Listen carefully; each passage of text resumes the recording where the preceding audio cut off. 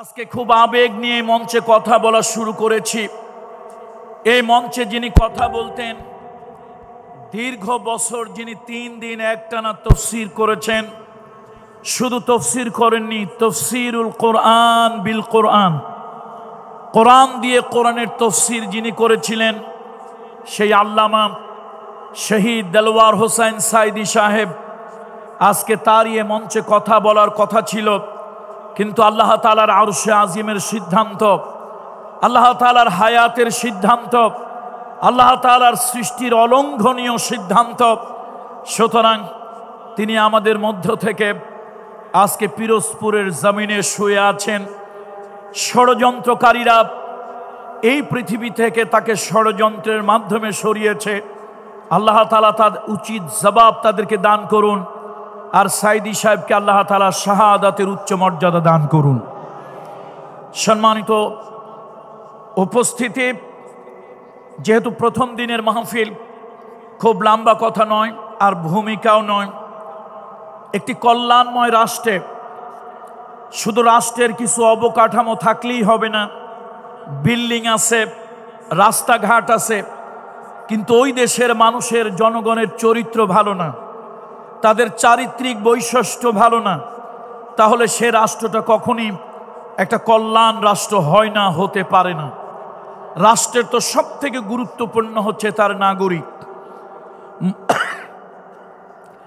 মুহাম্মদ রাসূলুল্লাহ সাল্লাল্লাহু আলাইহি ওয়াসাল্লাম মক্কার জীবনের শেষ দিকে আল্লাহর হাবিব এই রজব মাসের শেষে মেরাজে গিয়েছিলেন, ঊর্ধ্বলোকে গিয়েছিলেন। সহজ বাংলা কথায় আল্লাহর বাড়িতে বেড়াতে গিয়েছিলেন। রাসূলুল্লাহ সাল্লাল্লাহু আলাইহি ওয়াসাল্লাম মেরাজ থেকে 14টা কর্মসূচি নিয়ে আসলেন, 14 দফা কর্মসূচি নিয়ে আসলেন। কোন দেশ, কোন জাতি, কোন রাষ্ট্রের নাগরিকেরা এই নিয়ম কানুনগুলি যদি পালন করে, এই দফাগুলো যদি পালন করে, তাহলে সে দেশের নাগরিকদের চরিত্র পরিবর্তন হয়ে যাবে, আর ওই দেশটা শান্তি কল্যাণে ভরে যাবে। সুতরাং আসুন, ভূমিকা ছাড়া আমরা সেই বিষয়টা নিয়েই আপনাদের সামনে কথা বলার ইচ্ছা পোষণ করছি।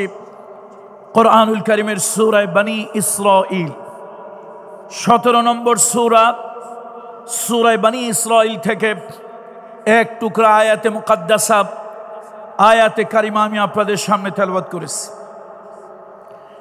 আল্লাহ তাআলা আকাশ এবং জমিনের মালিক, এই দুনিয়ায় যত পয়গম্বর আল্লাহ তাআলা পাঠিয়েছেন, ওই নবীদের সঙ্গে আল্লাহ তাআলা জিব্রাইলের মাধ্যমে, জিব্রাইলের মারফতে কথা বলেছেন। মূসা আলাইহিস সালামের সঙ্গে আল্লাহ তাআলা কথা বললেন।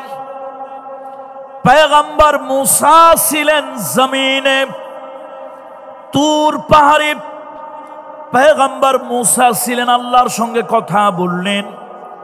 মূসা আলাইহিস সালাম জমিনে, আল্লাহ তাআলা হলেন আরশে আজিমে।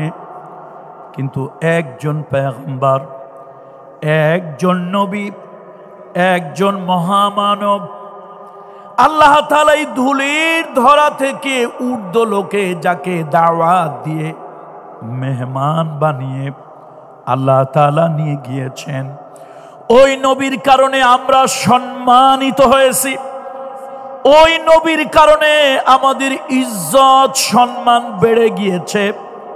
তিনি আর কেউ নন, তিনি হলেন মুহাম্মাদুর রাসূলুল্লাহ সাল্লাল্লাহু আলাইহি ওয়াসাল্লাম। আল্লাহ তাআলা পয়গম্বরদের সঙ্গে কথা বলেছেন, পয়গম্বর জমিনে, আল্লাহ তাআলা আরশে আজিমে। আর মুহাম্মদ রাসূলুল্লাহ, কি সৌভাগ্য তার! মক্কার জীবনে তিনি যখন নির্যাতিত, নিগৃহীত, মক্কার জীবনে তিনি যখন অত্যাচারিত, মজলুম, সেই সময় আল্লাহ তাআলা এই মক্কা থেকে, মক্কা মুকাররমা থেকে আল্লাহ তাআলা বাইতুল মুকাদ্দাস হয়ে সপ্ত আসমান পাড়ি দিয়ে আল্লাহ তাআলার আরশে আজিমে তাকে নিয়ে গেলেন। সম্মানিত উপস্থিতি, মুহাম্মদ রাসূলুল্লাহ সাল্লাল্লাহু আলাইহি ওয়াসাল্লাম মক্কার কাফেরদের 13 বছরের নির্যাতন, গভীর নির্যাতনে রাসূলুল্লাহ সাল্লাল্লাহু আলাইহি ওয়াসাল্লাম মানসিকভাবে বড় কষ্টে ছিলেন। আল্লাহ তাআলা সেই কষ্ট দূর করার জন্য, আল্লাহ তাআলার কুদরতের নিদর্শন দেখানোর জন্য, শুধু তাই নয়, ইসলামী স্কলার বিজ্ঞ ওলামা একরাম বলেছেন রাসূলুল্লাহ মক্কা থেকে হিজরত করে মদিনা মুনাওয়ারায় যাবেন এবং সেখানে তিনি একটা কল্যাণময় রাষ্ট্র স্থাপন করবেন। সেই কল্যাণময় রাষ্ট্র, ওই কল্যাণময় রাষ্ট্র পরিচালনার জন্য কিছু স্পেশাল ট্রেনিং দেওয়ার জন্য আল্লাহ তাআলা তার হাবিবে কিবরিয়াকে এই ধুলির ধরা থেকে ঊর্ধ্বলোকে আরশে আজিমে আল্লাহ তাআলা নিয়ে গিয়েছিলেন। রাষ্ট্রের দায়িত্ব অত্যন্ত গুরুত্বপূর্ণ। সেখানে যদি চরিত্রহীন লোকদেরকে দেওয়া হয়, সেখানে যদি ক্ষমতা লিপ্সু লোকদেরকে দেওয়া হয়, সেখানে যদি লোভী লোকদেরকে দেওয়া হয়, সেখানে যদি আত্মীয়করণ দলীয়করণ করে এমন লোকদেরকে যদি দেওয়া হয়, তাহলে ওই রাষ্ট্রটার কল্যাণ কখনোই আসতে পারে না। মুহাম্মদ রাসূলুল্লাহ সাল্লাল্লাহু আলাইহি ওয়াসাল্লাম সেই কল্যাণময় রাষ্ট্রের কিছু স্পেশাল ট্রেনিং নেওয়ার জন্য আল্লাহ তাআলা তাকে আরশে আজিমে নিলেন, ঊর্ধ্বলোকে নিলেন, মেরাজে গমন করলেন। মুহাম্মদ রাসূলুল্লাহর জীবনে যত মুআজিজা হয়েছে তার মধ্যে শ্রেষ্ঠ মুআজিজার নাম হলো কোরআন, দ্বিতীয় মুআজিজার নাম বিশ্বনবী মানবতার বন্ধু মুহাম্মদ রাসূলুল্লাহ সাল্লাল্লাহু আলাইহি ওয়াসাল্লাম। আল্লাহ তাআলা তাকে মেরাজ থেকে আসলেন, ওহির মাধ্যমে আল্লাহ তাআলা 14টা কর্মসূচি দিলেন। ওই কর্মসূচি যদি কোনো রাষ্ট্রে পালন হয়, ওই কর্মসূচি যদি কোনো রাষ্ট্রের নাগরিক মানুষ যদি পালন করে, সেই রাষ্ট্রটা হবে কল্যাণের, আর ওই রাষ্ট্রের জনগণ হবে উন্নত চরিত্রের। সুবহানাল্লাহ। প্রথমটা হলো দাসত্ব, ইবাদত, বন্দিগি। এটা শুধুমাত্র রাষ্ট্রের নাগরিকেরা মহামহিম আল্লাহর করবে, আর কারো নয়। ইবাদত, বন্দিগি, দাসত্ব, গোলামি, হুকুমের ফরমাবরদারি রাষ্ট্রের নাগরিকেরা একমাত্র আল্লাহর জন্য করবে। তবে অবশ্যই সে নাগরিক মুসলমান। অমুসলিম ভাই বোনদের উপরে ইসলাম কখনই কিছু জোর করে চাপিয়ে দেয়নি। লা ইকরাহা ফিদ্দিন, ধর্মের মধ্যে, দ্বীনের মধ্যে জবরদস্তি নাই, বাড়াবাড়ি নাই। আল্লাহর নবী মুহাম্মদ রাসূলুল্লাহ সাল্লাল্লাহু আলাইহি ওয়াসাল্লাম স্পষ্টই মক্কার কাফেরদেরকে জানিয়ে দিয়েছিলেন, লাকুম দীনুকুম ওয়ালিয়া দীন, তোমাদের দিন তোমাদের কাছে, আমাদের দিন আমাদের কাছে। সুতরাং নাগরিক যদি ভিন্ন ধর্মের হয়, নাগরিক যদি অন্য ধর্মের হয়, অমুসলিম হয়, ইসলাম ভিন্ন ধর্মের হওয়ার কারণে, অমুসলিম হওয়ার কারণে কখনই শরিয়াতের কোনো বিধান জবরদস্তি করে তাদের উপরে চাপিয়ে দেয় না। সুবহানাল্লাহ, সুবহানাল্লাহি ওয়া বিহামদিহি, সুবহানাল্লাহিল আযীম। তাহলে বন্ধুরা আমার, আল্লাহর নবী মেরাজ থেকে উম্মতের জন্য আল্লাহর পক্ষ থেকে 14 দফা কর্মসূচি নিয়ে আসলেন। প্রথম কর্মসূচি হলো ইবাদত, বন্দিগি, গোলামি আল্লাহর। ওয়াকাদা রাব্বুকা আল্লা তা'বুদু ইল্লা ইয়াহু, তোমার প্রভুর ফয়সালা হলো, তোমার প্রভুর নির্দেশ হলো, আইন হলো, বিধান হলো, ইবাদত করবে, বন্দিগি করবে, দাসত্ব করবে, গোলামি করবে একমাত্র আল্লাহর। আল্লাহ ছাড়া আর কারো দাসত্ব, গোলামি, ইবাদত করবে না। কারোই নয়, কোনো ব্যক্তির নয়, কোনো মতবাদের নয়, মতাদর্শের নয়। মুসলমান কখনই কারো ইবাদত, কারো বন্দিগি, কারো গোলামি মুসলমান করতে পারে না। তার কারণ আমরা এই আকীদা, এই বিশ্বাস করি, আমাদেরকে সৃষ্টি করা হয়েছে শুধুমাত্র, কেবলমাত্র, একমাত্র আমাদেরকে ইবাদত, বন্দিগি, দাসত্ব, গোলামি করার জন্য। আল্লাহ তাআলা বলেন, ওয়ামা খালাকতুল জিন্না ওয়াল ইনসা ইল্লা লিয়াবুদুন। আমি মানুষ এবং জিনকে সৃষ্টি করেছি একমাত্র আমার ইবাদত করার জন্য, আমার দাসত্ব করার জন্য, আমার গোলামি করার জন্য। আমি আল্লাহ ছাড়া কারো কাছে মাথা নত করবে না, কারো সামনে সেজদা দেবে না, কারো কাছে কিছু চাইবে না, কারো বন্দিগি করবে না। যা কিছু করার একমাত্র আমি আল্লাহ তাআলা আমার করবে, অন্য কারো নয়। বন্ধুরা, আমরা যে যে মানহাজ, যে যে মাযহাব, যেই মাসলাকের লোক হই, হতে পারি হানাফি, হতে পারি শাফিঈ, হতে পারি আহলে হাদিস, হতে পারি সালাফি, যেই মানহাজ, যেই মাযহাবেরই আমরা হই না কেন, আমরা সালাতের ভিতরে আল্লাহর কাছে সূরা ফাতিহায় কি দোয়া করি বলেন তো?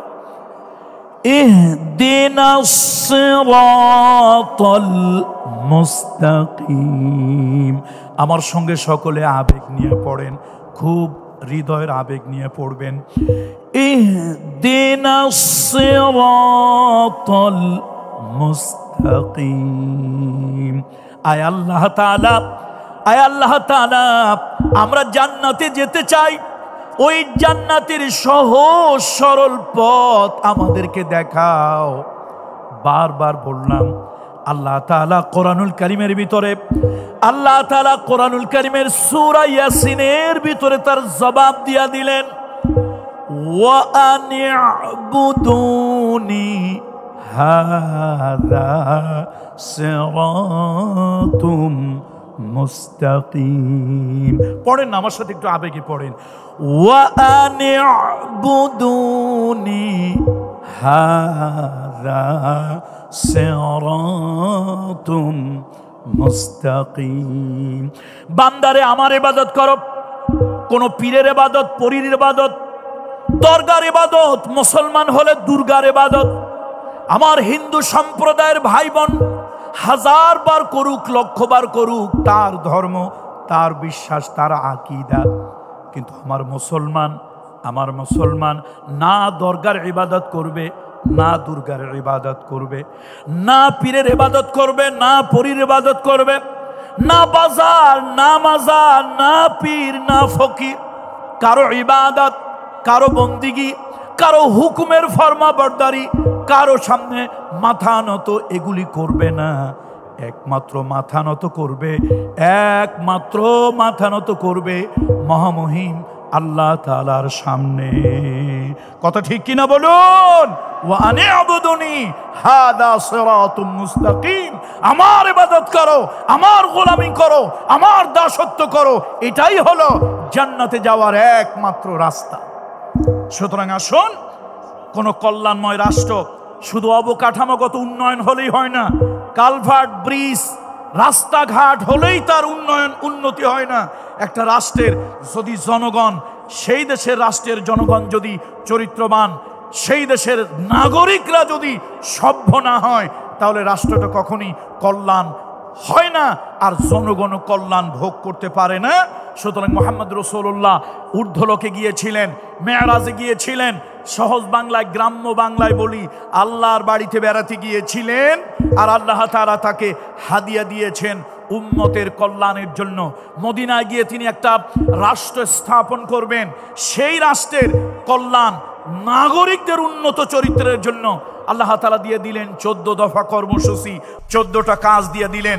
আমরা দেখেছি পৃথিবীতে অনেক নেতা, অনেক পলিটিক্যাল রিভুলার, সোশ্যাল রিভুলার, বঙ্গবন্ধু শেখ মুজিবুর রহমান, শহীদ প্রেসিডেন্ট জিয়াউর রহমান, এমএজি আব্দুল হামিদ খান ভাসানী, শহীদ সারওয়ার্দী, এরকম আমার দেশের বড় নেতারা ছিলেন। প্রত্যেকেই কেউ 6 দফা, কেউ 19 দফা, কেউ 21 দফা, নানান কর্মসূচি তারা ঘোষণা করেছেন। আমরা যারা রাষ্ট্রবিজ্ঞানে পড়াশোনা করেছি অথবা রাষ্ট্রবিজ্ঞানে খুললেই আমরা দেখব নানান সময় দেশ জাতির কল্যাণে নানান ধরনের দফা কর্মসূচি দেওয়া হয়েছিল। মুহাম্মদ রাসূলুল্লাহ মানবতার বন্ধু, ইমামুল মুরসালিন, সাইয়্যিদুল মুরসালিন, খাতামান নবিয়্যিন, শাফিউল মুজনাবিন, রাহমাতুল লিল আলামিন, আল্লাহর দাওয়াতে আল্লাহর মেহমান হয়ে তিনি ঊর্ধ্বলোকে গমন করলেন। আর সেই মেরাজে আল্লাহ তাআলা তাকে 14টা হাদিয়া পেশ করলেন। সেই 14 হাদিয়ার প্রথমটাই হলো হকুল্লাহ, আল্লাহর হক, আল্লাহর জন্য ইবাদত হবে, বন্দিগি হবে কেবলমাত্র আল্লাহর, যেমনটি সূরা নিসার 36 নম্বর আয়াতে কারিমার ভিতরে আল্লাহ তাআলা বলেছেন, ওয়া'বুদুল্লাহা ওয়ালা তুশরিকু বিহি শাইআ। ইবাদত করো আল্লাহর, বন্দেগী করো আল্লাহর, গোলামি করো আল্লাহর, আর ওই আল্লাহর সঙ্গে কোন শক্তিকে শরীক করিও না, অংশীদার করিও না। 2 নম্বরে আল্লাহ তাআলা রাষ্ট্রের নাগরিকদের জন্য যে হাদিয়াটা দিলেন, নাগরিকরা একটা মানবিক দায়িত্ব পালন করবে, সেটা হলো যে মা বাপের মাধ্যমে এই সুন্দর পৃথিবী তারা দেখেছেন, যে মা বাপের মাধ্যমে সুন্দর পৃথিবী তারা দেখলেন, সুন্দর পৃথিবীর রূপরস অনুভব করলেন, ওই মা বাপের জন্য আল্লাহ তাআলা বললেন, ওয়াবিল ওয়ালিদাইনি ইহসানা। তোমরা মা বাপের সঙ্গে ইহসান করবে, সদাচরণ করবে, উত্তম ব্যবহার করবে। কোন মানুষ যদি মানুষের প্রতি ইহসান করে, দয়া করে, সদাচরণ করে, উত্তম মানবিক আচরণ যদি কোনো মানুষ মানুষের প্রতি করে, আল্লাহ তাআলা বলেছেন, ইন্নাল্লাহা ইউহিব্বুল মুহসিনিন। আল্লাহ তাআলা ইহসানকারীদেরকে ভালোবাসেন। হাল জাযাউল ইহসান ইল্লাল ইহসান। তুমি যদি মা বাপের প্রতি ইহসান করো, ভালোবাসো, ভালোবাসা দাও, তাহলে উত্তম মানবিক আচরণ যদি করো, আমি আল্লাহ তাআলা তোমাদেরকে বদলা, জাযা, প্রতিদান আমি আল্লাহ ইহসান দিয়ে দেব। ইহসানের বদলা, ইহসানের প্রতিদান আমি ইহসান ছাড়ার কিছুই করি না।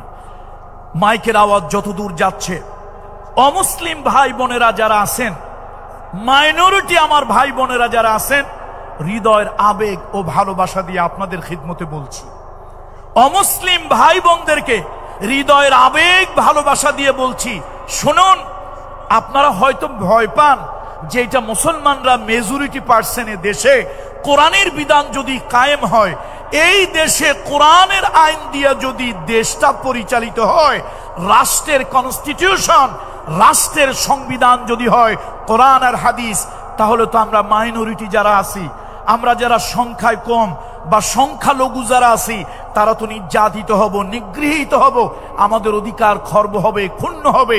আমি বলি না, এটা আপনাদের একটা ভুল ধারণা। আপনাদের ধর্মীয় অধিকার আমরা কখনই আপনাদের সাথে ধর্মে মিলাতে চাই না। আপনার ধর্মে যেটা বৈধ, আমার ধর্মে সেটা অবৈধ। আমার ধর্মে যেটা পুণ্যের কাজ, আপনার ধর্মে সেটা পাপের কাজ। সুতরাং আমরা ধর্মে মিলাতে চাই না। আপনার ধর্ম আপনার কাছে, আমার ধর্ম আমার কাছে, লাকুম দীনুকুম ওয়ালিয়া দীন। কিন্তু আমার ইসলাম পৃথিবীর সব মানুষ, জাতি, ধর্ম, বর্ণ নির্বিশেষে মানুষকে মানুষ হিসেবে মূল্যায়ন করেছে। ইসলামের শরিয়াত যদি হয়, দেশে যদি কোরআন এবং সুন্নাহর কনস্টিটিউশন যদি হয়, কোরআনের বিধান দিয়ে যদি কোর্ট কাছারি আদালত চলে, অমুসলিম ভাই বোনদেরকে বলি, মা বাপকে আপনারাও তুচ্ছ করতে পারবেন না, মা বাপকে আপনারা অসম্মান করতে পারবেন না। আমরাও পারবো না, আপনারাও পারবো না। এটা শরীয়তের বিধান। তবে ধর্মের বিধান জবরদস্তি করে ইসলাম কখনই আপনাদের উপরে চাপিয়ে দেবে না। কেন? মা বাপ, এদের মাধ্যমে আমরা পৃথিবী দেখেছি। আল্লাহ তাআলা এই জন্য বলেছেন, ওয়াসাইনাল ইনসানা বিওয়ালিদাইহি।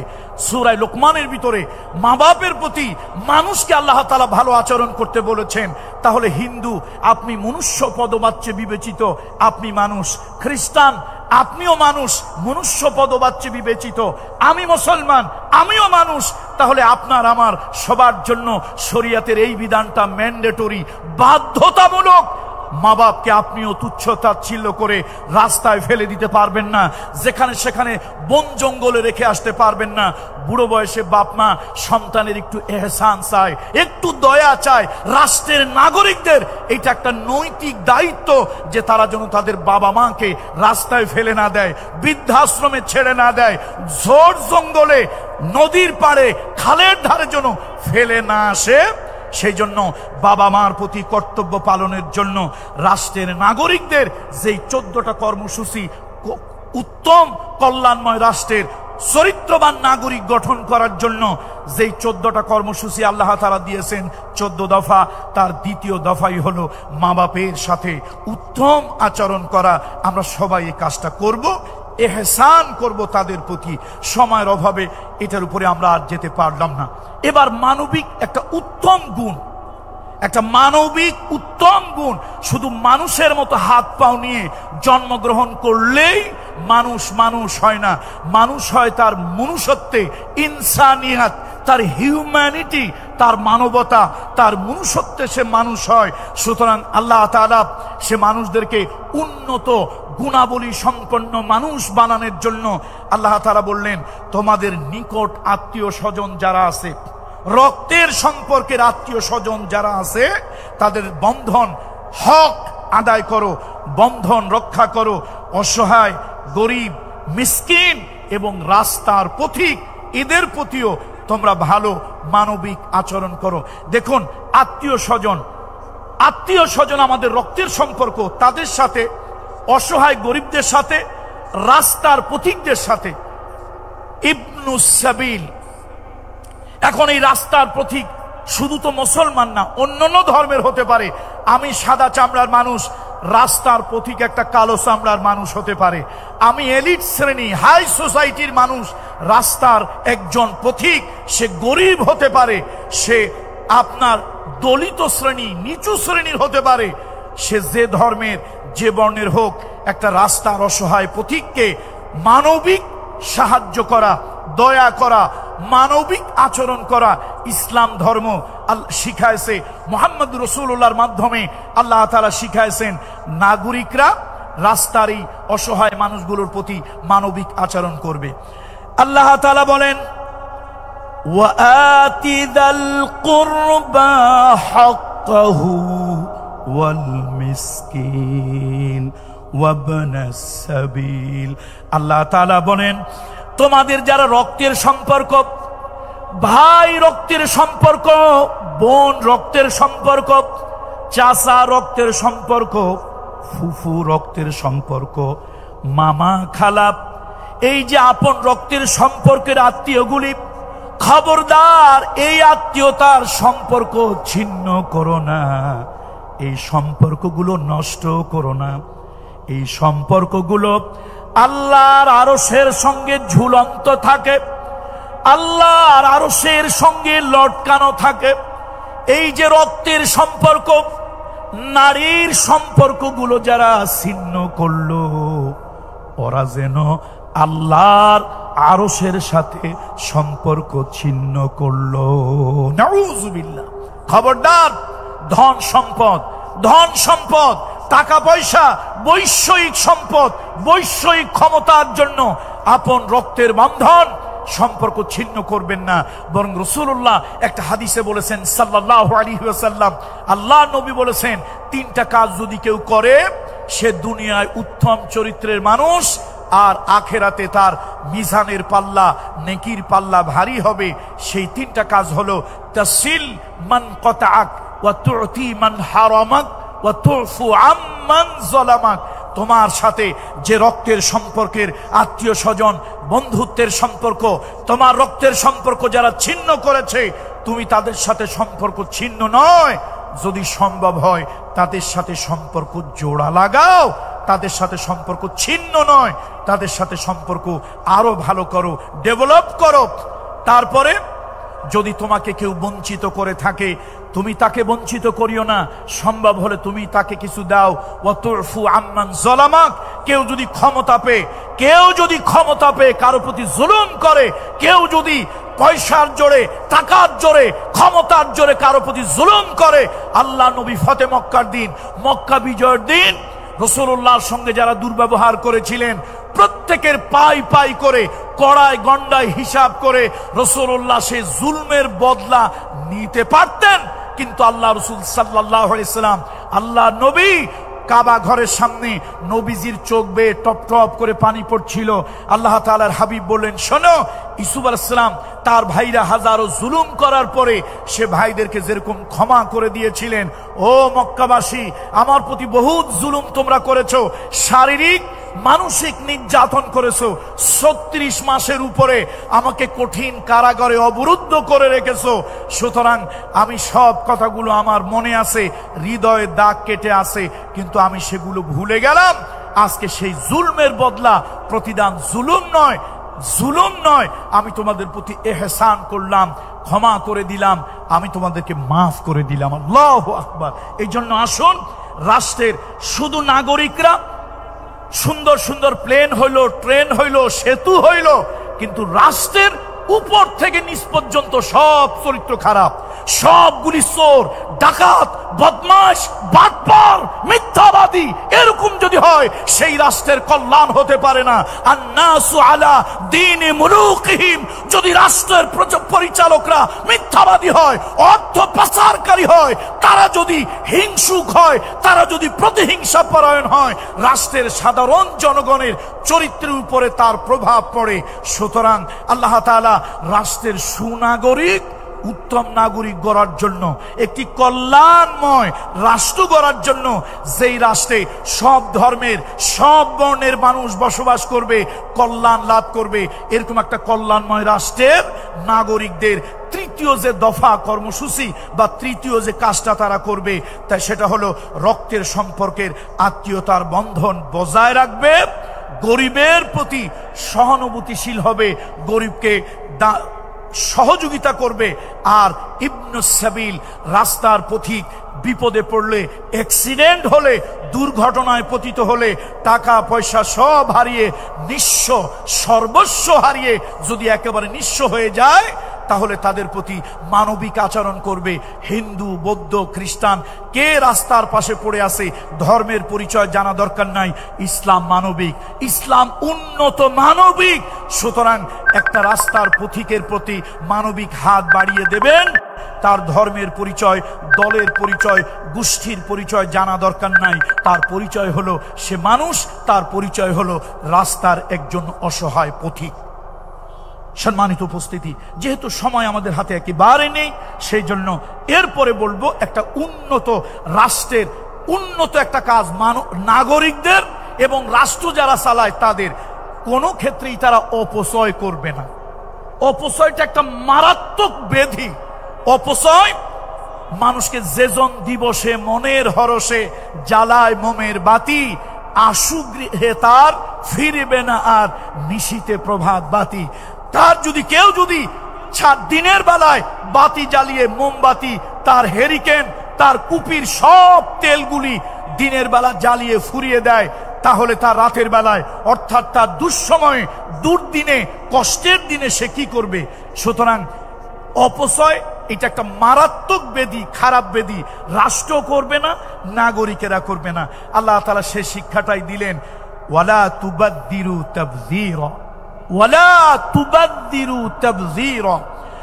আল্লাহ তাআলা বলেন, ইন্নাল মুবাযযিরিনা কানু ইখওয়ানাশ শায়াতিন ওয়া কানাশ শাইতানু লিরাব্বিহি কাফুরা।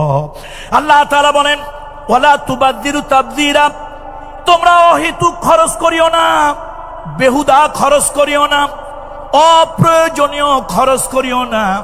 যারা অহেতুক খরচ করে, বেহুদা খরচ করে, তারা হলো শয়তানের ভাই।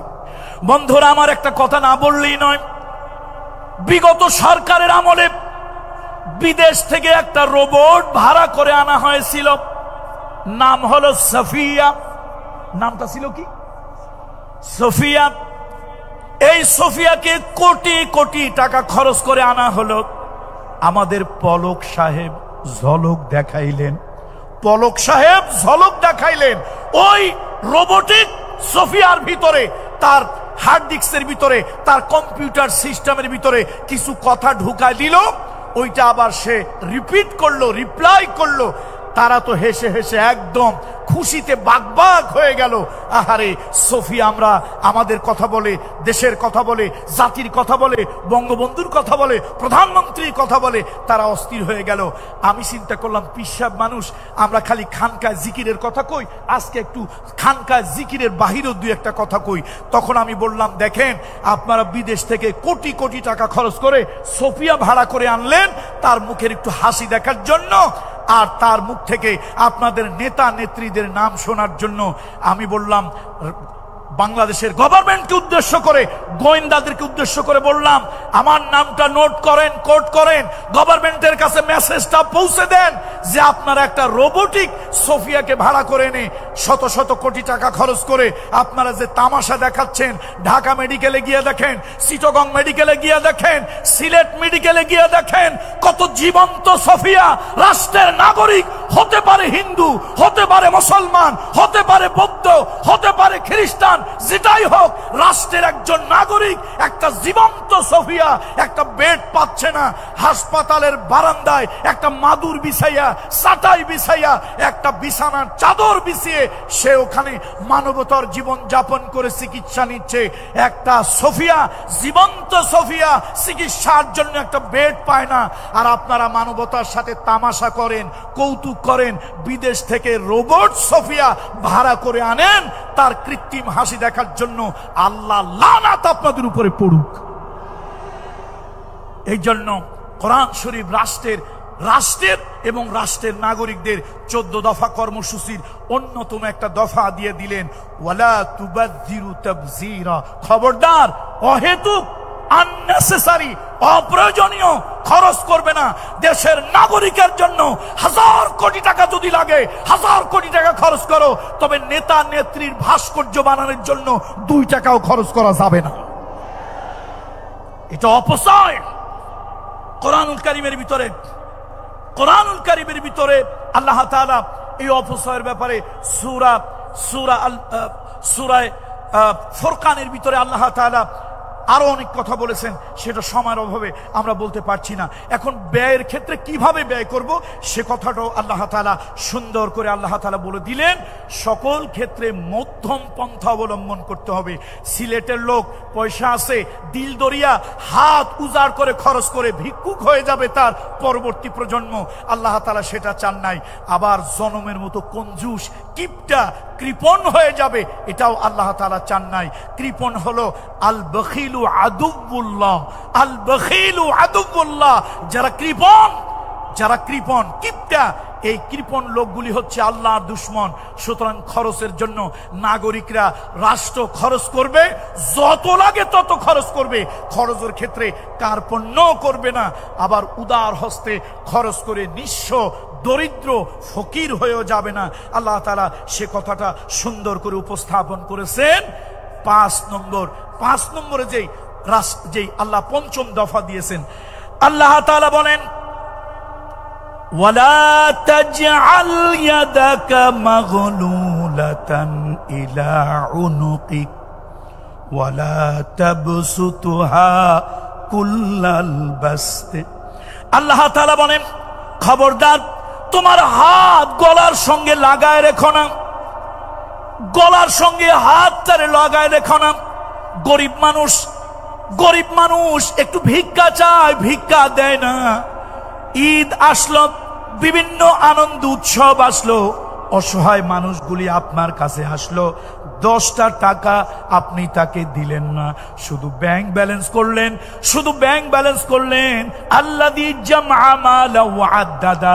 এক শ্রেণীর মানুষ আছে, তাদের স্বভাব হলো, তাদের চরিত্র হলো শুধু মাল জমা করে, অর্থ জমা করে আর হিসাব করে কত টাকা হইল।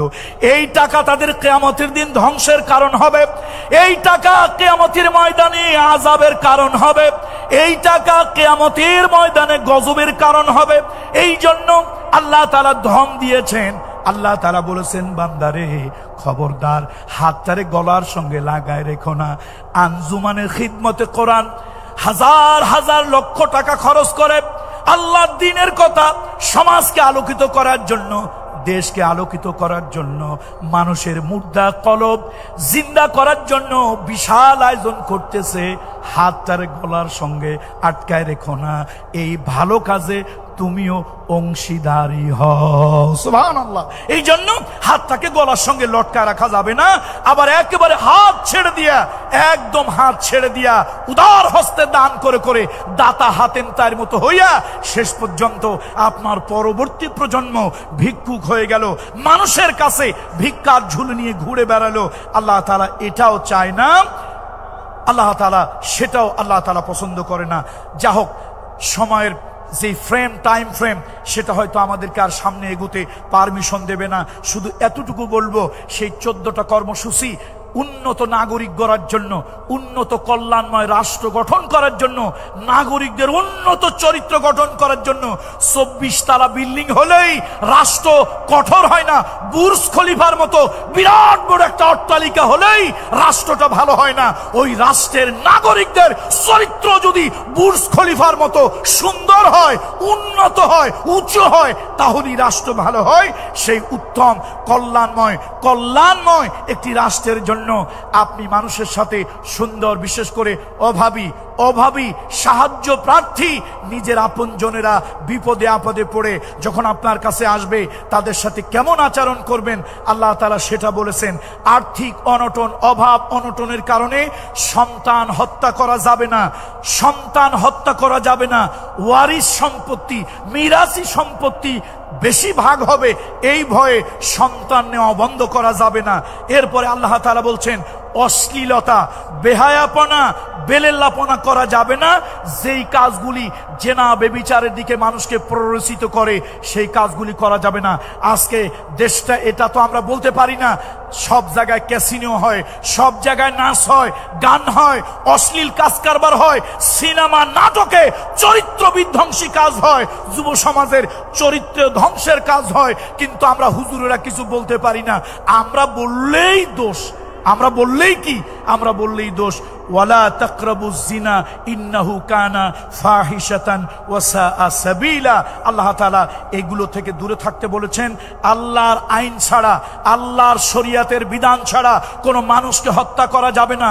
মান কাতালা নাফসান বিগাইরি নাফসিন আও ফাসাদিন ফিল আরদ ফাকান্নামা কাতালান নাসা জামিআ। রাজনৈতিক দলের বন্ধুরা ভালো করে শুনে নেন, সব রাজনৈতিক দলের বন্ধুদেরকে কোরআন থেকে বলতেছি, আপনারা ধারণা করেন আমরা যারা ধর্মের কথা বলি, আল্লাহর কথা বলি, দিন প্রতিষ্ঠার কথা বলি, আমরা নাকি মানুষ হত্যা করি। এই কিছু জালিমেরা, কিছু কুলাঙ্গারেরা, কিছু চরিত্রহীনেরা এই আলেমদের উপরে, ইসলামপন্থীদের উপরে, দিনপন্থীদের উপরে এই ব্লেমগুলি, এই অপবাদগুলি তারা ছড়িয়ে দেয়। কথা ঠিক কিনা? ভালো করে শোনেন, ভালো করে শোনেন। আমাদের ওয়াজে মানুষ হত্যার জন্য আমরা মানুষকে প্ররোচিত করি না। আমাদের ওয়াজগুলোতে মানুষ যেন মানুষকে হত্যা না করে, আমরা বরং সেজন্য সবক দেই। মান কাতালা নাফসান বিগাইরি নাফসিন, কেউ যদি অন্যায়ভাবে একটা মানুষকে হত্যা করলো, এখানে মুসলিম বলা হয় নাই, মান কাতালা মুসলিমান মুতাআম্মিদান, একজন মুসলমানকে হত্যা করেছে কথা নয়, মানুষকে হত্যা করেছে। অন্যায়ভাবে একটা হিন্দু হত্যা করা যাবে না, অন্যায়ভাবে একটা বৌদ্ধ খ্রিস্টান হত্যা করা যাবে না, অন্যায়ভাবে একটা মগ চাকমা গাঢ়, অন্যায়ভাবে কোন ধরনের সংখ্যালঘু কাউকে হত্যা করা যাবে না। এক কথায় মনুষ্য পদবাচ্য বিবেচিত এরকম কোন মানুষকে হত্যা করা যাবে না।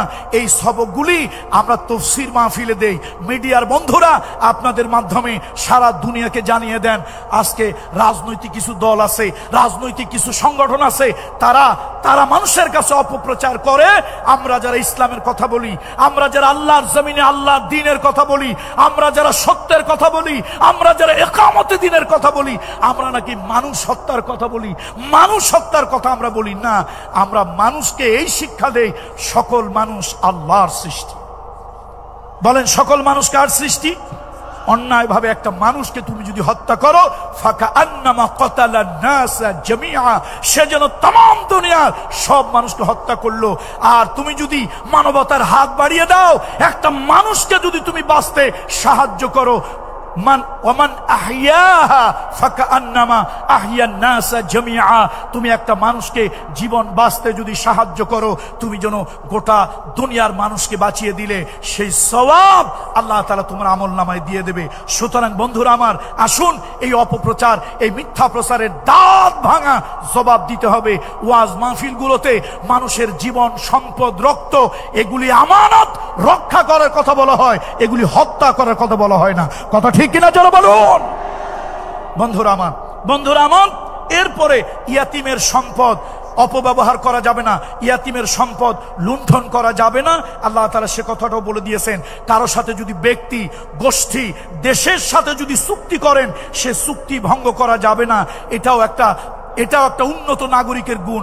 আপনি কারো সাথে চুক্তি করলে সে চুক্তি, আল্লাহ তাআলা বলেছেন চুক্তিকে পুরা করো। ওয়া আউফুল কাইলা ইদা কিলতুম, যখন তোমরা কারো সাথে কোন ধরনের ওয়াদা চুক্তি করো, সেটাকে অবশ্যই তোমরা পরিপূর্ণ করবে, পূর্ণ করবে। আর যখন মাপ দেবে, ওজনে সঠিক দেবে। খবরদার খাদ্যে ভেজাল দেবে না, ওজনে কম দেবে না। ঔষধ কোম্পানি, বিভিন্ন ধরনের খাদ্যের কোম্পানি, যেই উপাদান যতটুকু দেওয়ার তার থেকে এক জাররা কম দেবে না। এগুলা যারা করে তারা স্পষ্ট জনগণকে ধোঁকা দেয়। বিশ্বনবী মানবতার বন্ধু বলেছেন, মান গশানা ফালাইসা মিন্না। নবী একবার বাজারে গেলেন, আল্লাহ নবী দেখলেন খাদ্যের স্তূপের ভিতরে উপরে ভালো ভালো খাবার, ভিতরে নবীজির সন্দেহ হলো। রাসূলুল্লাহ রহমতের নবী হাত ঢুকিয়ে দিলেন। আল্লাহ নবীর কাছে প্রতীয়মান হলো উপরে যেরকম দেখানো হয়েছে ভিতরে ওইরকম না, অর্থাৎ উপরে ফিটফাট, মাগার ভিতরে সদরঘাট। নবীজি স্পষ্ট ভাষায় বললেন, মান গশানা ফালাইসা মিন্না, যারা নাকি এরকম ধোঁকাবাজি করে তারা আমার উম্মতের দলভুক্ত হতে পারে না। সুতরাং এটা গুরুত্বপূর্ণ একটা বিষয়। আজকে দেখেন খাদ্যে কম দেওয়া, ওজনে কম দেওয়া, খাদ্যে ভেজাল দেওয়া। আপনার 200 টাকা বেশি দিবে, 200 গ্রাম বেশি দিয়া, তারপর অন্য জায়গায় মেপে দেখবেন তারপর 100 গ্রাম কম। ঠিক না? এই কাজগুলি করা যাবে না। এরপরে যে বিষয় জ্ঞান নাই সে বিষয়ে কথা না বলা, কোনো রিউমার না ছড়ানো, কোনো ধরনের কোনো আপনার যা জানেন না এই বিষয়গুলো, কোনো রিউমার ছড়ানো, কোনো ধরনের অপপ্রচার করা, এগুলি কারোর জন্য বৈধ হবে না। তারপরে জমিনে দম্ভ ভরে চলা যাবে না। এই জমিনটা হলো আল্লাহর জমিনে দম্ভ ভরে হেঁটে এই জমিনকে আমরা ফাটাতে পারবো না, আর কখনো পাহাড়ের উচ্চতা ছাড়িয়ে দিতে পারবো না। আল্লাহ তাআলা বলেন, ওয়ালা তামশি ফিল আরদি মারহান ইন্নাকা লান তাখরিকাল আরদা ওয়ালান তাবলুগাল জিবালা তুলা। আল্লাহ বলেন, জমিনের ভিতরে দম্ভ ভরে হেঁটো না, অহংকারের জমিনে হেঁটো না। আমার জমিনকে ফাটায় দিতে পারবে না, আর পাহাড়ের উচ্চতা কখনো ছাড়াতে পারবে না। এই জমিনের ভিতরে কত লোক অহংকার করেছিল, কত মানুষ অহংকার করেছিল। আল্লাহ তাআলা অহংকারকারীদেরকে দুর্বল জিনিস দিয়া দুনিয়া থেকে বিদায় করেছেন। কথা ঠিক কিনা বলুন? নমরুদ অনেক বড় অহংকারী ছিল, দুর্বল মাশা দিয়া, জুতা দিয়া পিটাইয়া ওরে আল্লাহ ঠান্ডা করেছে। ফেরাউন অনেক বড় অহংকারী ছিল, আল্লাহ তাআলা দরিয়ার ভিতরে সুবাই মেরেছে। আবু জাহেল অনেক বড় অহংকারী ছিল, আল্লাহ তাআলা আবু জাহেলকে মাজ আর মুআওয়াজ ছোট্ট 2টা বাচ্চা দিয়ে ঠান্ডা করেছে। আমার দেশে এক মহিলা কম অহংকারী ছিল না। কয় যে রাজাকারের বাচ্চারাই শুধু কি মেধাবী, আর কেউ মেধাবী না। অহংকার বোধহয় আল্লাহর সহ্য হয় নাই, আরশে আজিমের মালিক সহ্য করে নাই। আল্লাহ কয়, যা, বড় বড় দলের লোকেরা পারলো না, এই ছোট্ট ছোট্ট বাচ্চা, সিলেটের ভাষায় ছোট্ট বাচ্চাদেরকে কি বলে? হুরুতা। এই হুরুতা ছোট্ট ছোট্ট বাচ্চা, বড় বড় দল সব তারা ব্যর্থ। এই ছোট্ট ছোট্ট বাচ্চা, লেদা পোলাপান, গুড়া পোলাপান, হুরুতা পোলাপান দিয়া এমন ধাওয়া আল্লাহ তাআলা দিছে, দেশ ছেড়ে পালাতে টাইম লেগেছে মাত্র 45 মিনিট। সুতরাং আসুন বক্তব্য আমার শেষ। জমিনে আমরা কেউ অহংকারে চলবো না, জমিনে কেউ অহংকারে চলবো না। অহংকারে চললে আল্লাহ অহংকার পছন্দ করেন না।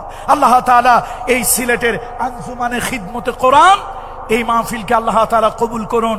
আজকের হৃদয়ের থেকে সবটুকু আবেগ আল্লামা মরহুম শহীদ সাইদি সাহেবের জন্য আল্লাহ তাআলা তার কবরটাকে জান্নাতের নূর দিয়ে পরিপূর্ণ করে দিন।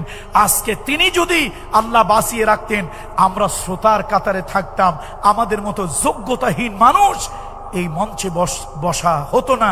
আল্লাহ তাআলা তার প্রতি উত্তম আচরণ করুন, উত্তম জাযা আল্লাহ তাআলা তাকে দান করুন। আঞ্জুমানে খিদমতে কোরআন সত্যি বাংলাদেশের জন্য একটা বিপ্লব। এটা রাজনৈতিক স্লোগান নিয়ে, কোন রাজনৈতিক কর্মসূচি নিয়ে নয়, এটা নিরেট শুধু আল্লাহর কোরআন দিয়ে মানুষের মুর্দা দিলগুলো কোরআন আর হাদিসের নূর দিয়ে জিন্দা করার জন্য, অন্ধকার সমাজকে কোরআন আর সুন্নাহর আলোকে আলোকিত করে দেওয়ার জন্য এই আঞ্জুমানে খিদমতে কোরআন দীর্ঘ বছর ধরে তারা খিদমত করে আসছে। আল্লাহ তাআলা এর বিনিময় দুনিয়া এবং আখিরাতে তাদেরকে উত্তম জাযা আল্লাহ তাআলা দান করুন। হাদা মা ইনদি ওয়াল ইলমু ইনদাল্লাহ আলাইহি তাওয়াক্কালতু ওয়া ইলাইহি উনীব। উস্তাদ কোথায়?